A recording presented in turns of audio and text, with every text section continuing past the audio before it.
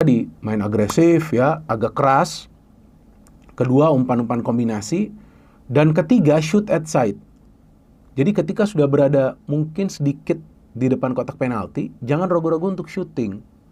Jadi jangan terlalu bernafsu untuk menciptakan peluang dari dalam kotak penalti. Ini juga harus dijaga oleh para pemain Persib. Dapat ruang langsung shooting. Tentu shooting itu harus dijaga juga akurasinya.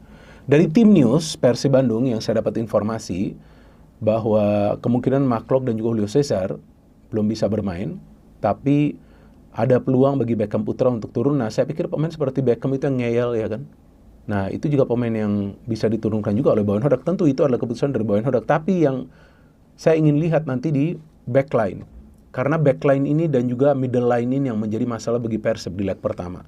Dan juga tentu di depan kan finishing. Finishing ini saya gak ngerti kenapa ya Persib nih sulit banget melakukan finishing. Padahal tuh setelah ketinggalan 1-0, mulai dari menit ke 20, itu Persib sudah mendominasi jalannya pertandingan. Tinggal bagaimana melakukan finishing. Kalau gak bisa finishing, gimana caranya bisa memenangkan pertandingan? Dan ada beberapa pertandingan musim ini yang Persib tuh menangnya 1-0. Kenapa? Setengah mati mau cetak gol. Nah, itu juga yang nanti bisa terjadi di pertandingan besok malam kan. Kalau sudah mendominasi jalannya pertandingan, gak bisa finishing, tahu-tahu ada counter gol. Nah, berat nanti bagi para pemain Persib. Jadi yang saya ingin tunggu ini di pertahanan. Memang Dewangga merupakan salah satu weak point bagi Persib, tapi menurut saya dalam bertahan dia gak buruk. Cuma dalam menyerang dia gak bisa memberikan crossing-crossing yang akurat. Dan Frans Putros pun sebetulnya saya tidak melihat bermain istimewa seperti biasanya di leg pertama.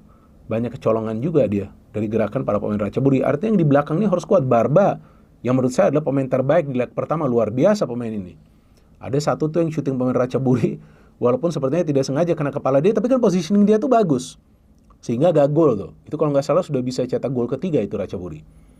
Dan juga ada satu lagi clearance dari Reinders. Reinders ini bagus, tapi para pemain Ratchaburi itu mainnya keras di leg pertama itu.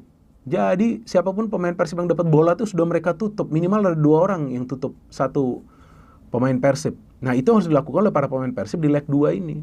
Dan juga tentu memanfaatkan situasi set piece. Saya pikir dalam hal ini Tom Hey juga harus bermain sebaik mungkin di leg 2 ini. Karena sumber-sumber umpan itu sebetulnya banyak diberikan oleh Tom Hey. Dan juga dia harus menjaga emosinya. Jangan sedikit-sedikit juga marah di atas lapangan. Harus tenang. Jadi untuk pertandingan leg 2 ini memang diperlukan agresivitas tapi bermain dengan kepala dingin. Passion boleh luar biasa, tapi kepala dingin namun visinya ini harus bagus. Shooting akurat, dari luar kotak penalti kalau bisa, umpan-umpannya harus lebih akurat. Memang gak gampang. Dan saya pikir nanti untuk striker kemungkinan bisa juga ya Sergio Castel dimainkan dari